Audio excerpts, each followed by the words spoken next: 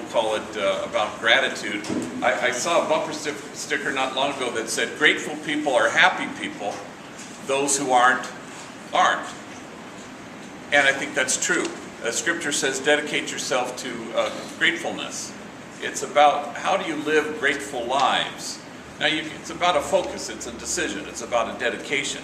You can say to yourself, I lament and regret all the things that I've been denied, or you can anchor yourself in gratitude for all the things you've been given.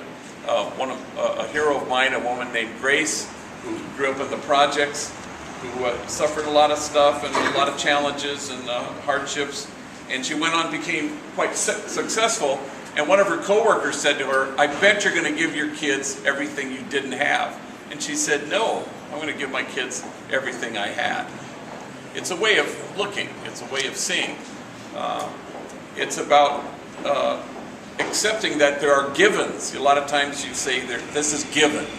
I went to Seattle. If you go to Seattle, I was just there, you know, it's a given that it's going to be misty and a little bit rainy and cold. It's a given. But you can say that's just the way it is, that's the reality, or you can say it's a given. It's a gift. Everything's a gift. Everything's a gift.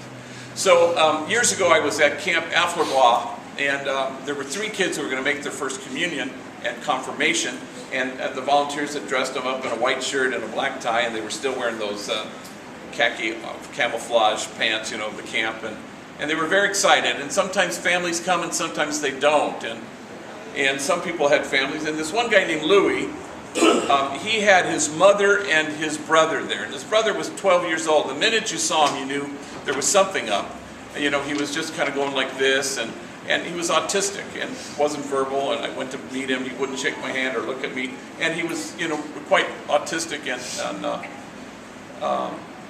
and so the Mass was about to start, and the mother and the brother of Louis were going to come in, but for some reason, going into this gym where we were having Mass triggered something in this kid, Louis's brother, and he had this huge kind of fit, a tantrum, threw himself on the ground and starting to hurt himself. He would not go inside the gym, screaming at the top of his lungs. The Mass had to start because we were already late. And so the mother was trying to calm him down, and she was finally able to, and she tried to get him to come back in. He refused to go in for whatever reason, too many people or something. A fit, having a tantrum, throwing himself on the ground.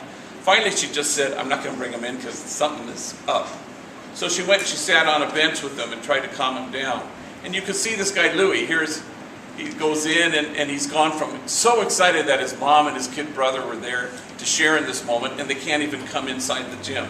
So he makes his first communion and his confirmation, and he's kind of looks like a sad guy because that's the reality. So afterwards, I kind of cornered him outside, and I said, are you okay? And he just burst into tears. And I expected him to feel some regret or lament the fact that here was his big moment, and it sort of got ruined by his kid brother who's autistic.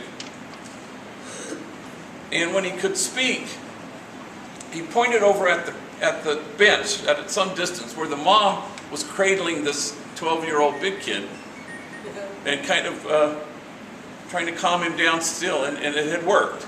And he pointed at his brother, and he was sobbing. And he said, my brother is the greatest gift that's ever happened to my family. And he cried some more. And then he said, none of us are closer to God than my brother. It wasn't a response I expected. It was what it looks like when you dedicate yourself to grateful living. You see your givens as a gift. It's all a gift. Everything's a gift. Grateful people are happy people. Those who aren't.